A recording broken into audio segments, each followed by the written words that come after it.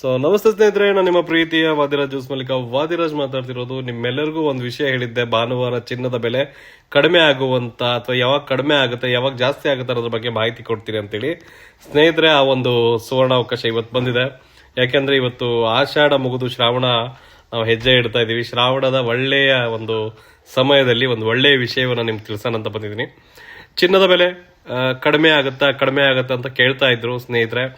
100% ಚಿನ್ನದ ಬೆಲೆ ಕಡಿಮೆ ಆಗುವಂತ ಸನ್ನಿವೇಶ ಇದೆ ಇವಾಗ. ಯಾಕೆಂದ್ರೆ ಇದು ನನ್ನ ಒಂದು ಮಾಹಿತಿ ಅಲ್ಲ. ಯಾಕೆಂದ್ರೆ ಈ ಒಂದು ವಿಷಯ ಹೇಗೆ ಗೊತ್ತಾಗಿದೆ ಅಂದ್ರೆ, ಇದು ನಿಮಗೆ ರಿಚ್ ಡ್ಯಾಡ್ ಪೂರ್ ಡ್ಯಾಡ್ ಅಂತ ಒಂದು ಬುಕ್ಸ್ ಅನ್ನ ಬರೆದಿರುವಂತ ರಾಬರ್ಟ್ ಕಿಯೋಸಕಿ ಅವರು ಒಂದು ಮಾಹಿತಿಯನ್ನು ಕೊಟ್ಟಿದ್ದಾರೆ. ಏನಪ್ಪಾ ಅಂದ್ರೆ, ಚಿನ್ನ, ಬೆಳ್ಳಿ ಹಾಗೆ ಬಿಟ್ ಕಾಯಿನ್ ಬೆಲೆ ಇಳಿಯುವಂತ ಸಾಧ್ಯತೆ ಇದೆ ಅಂತ ಹೇಳಿ, ಅಂದ್ರೆ ಇಳಿಕೆ ಆಗುತ್ತೆ ಅಂತ ಹೇಳಿದ್ದಾರೆ. ಬಟ್ ಯಾವಾಗ ಆಗುತ್ತೆ ಏನು ಆಗುತ್ತೆ ಅನ್ನೋಕ್ಕಿಂತ ನಾನು ಹೇಳ್ತಿರೋದು, ಇವತ್ತಿನಿಂದ ನೆನ್ಪಿಟ್ಕೊಂಡಿರಿ. 1,000 ಕಡಿಮೆ ಆಗಲಿ, 2,000 ಕಡಿಮೆ ಆಗಲಿ, 3,000 ಕಡಿಮೆ ಆಗಲಿ, 5,000 ಕಡಿಮೆ ಆಗಲಿ, 10,000 ಕೂಡ ಕಡಿಮೆ ಆಗಲಿ, ಕಡಿಮೆ ಆದ ತಕ್ಷಣನೇ ಸ್ವಲ್ಪ ತಗೊಂಡು ಇಟ್ಕೊಂಡ್ಬಿಡ್ರಿ ಗೋಲ್ಡ್ನ. Best time. ನೀವು ಅದನ್ನ ಬಿಟ್ಟು ಮತ್ತೆ ಕಡಿಮೆ ಆಗಲಿ, 70ಕ್ಕೆ ಬರಲಿ, 60ಕ್ಕೆ ಬರಲಿ, 50ಕ್ಕೆ ಬರಲಿ, ಆ ಥರ ವೇಟ್ ಮಾಡಬೇಡಿ. ಇವತ್ತಿಂದಾನೆ ಕಡಿಮೆ ಆದ ತಕ್ಷಣನೇ ನೀವು 10 ಗ್ರಾಮ್ ತಗೊಳ್ಳಿ, 2 ಗ್ರಾಮ್ ತಗೊಳ್ಳಿ, 5 ಗ್ರಾಮ್ ತಗೊಳ್ಳಿ, 1 ಗ್ರಾಮ್ ತಗೊಳ್ಳಿ, ಈ ತರ. ಏನಾಗುತ್ತೆ, ಕಡಿಮೆ ಆದಾಗ ಸ್ಟೆಪ್ ಬೈ ಸ್ಟೆಪ್ ತಗೊಳ್ತಾ ಹೋಗ್ರಿ. ಉತ್ತಮ ಒಂದು ಸಮಯ ಅಂತ ನಾನು ಹೇಳ್ಕೊತೀನಿ. ಯಾಕೆ ಅಂದ್ರೆ, ರಾಬರ್ಟ್ ಕಿಯೋಸಕಿ ಅವ್ರು ಏನ್ ಹೇಳಿದ್ದಾರೆ ಅಂದ್ರೆ, ಚಿನ್ನ, ಬೆಳ್ಳಿ ಹಾಗೆ ಇದು ಬಿಟ್ ಕಾಯಿನ್ ಬೆಲೆ 100% ಕ್ರಾಶ್ ಆಗುವಂತ ಸಂಭವ ಇದೆ ಇವಾಗ.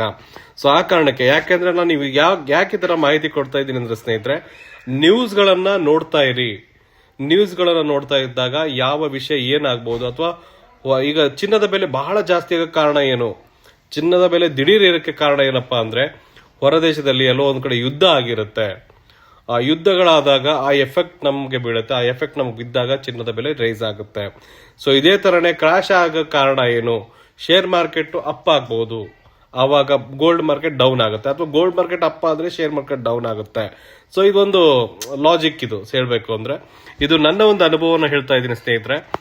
ನಿಮಗೆ ಈ ಮಾಹಿತಿ ಇಷ್ಟ ಆಗಿದೆ ಅನ್ಕೊಂತೀನಿ.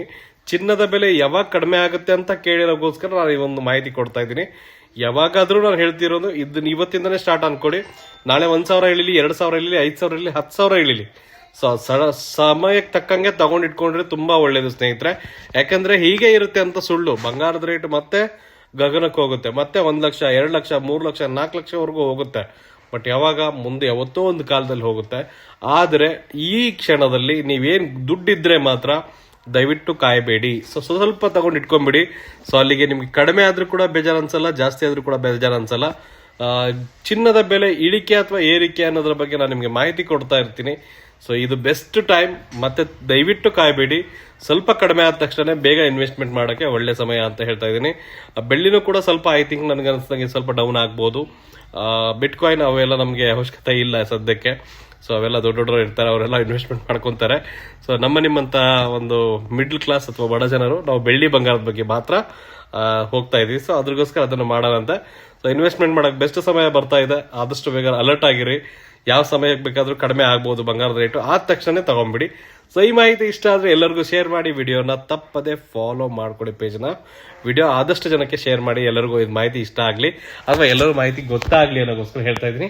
ಈ ಡಿಫ್ರೆಂಟ್ ಆಗಿರುವಂತ ಯಾವುದೇ ಆಭರಣಗಳು ಬೇಕಾದ್ರೆ ಅಥವಾ ಈ ಮಾಹಿತಿಗಳು ಬೇಕಾದ್ರೆ ನಮ್ಮ ಪೇಜ್ನ ತಪ್ಪದೆ ಫಾಲೋ ಮಾಡ್ಕೊಳ್ಳಿ. ಯಾರೆಲ್ಲ ಫಾಲೋ ಮಾಡ್ಕೊಳ್ತೀರಾ ನೋಡೋಣ ಎಲ್ಲರಿಗೂ ಇಷ್ಟ ಆಗುತ್ತಾ ಇಲ್ಲ ವಿಡಿಯೋನ. ಅಲ್ಲಿವರೆಗೂ ಧನ್ಯವಾದಗಳು.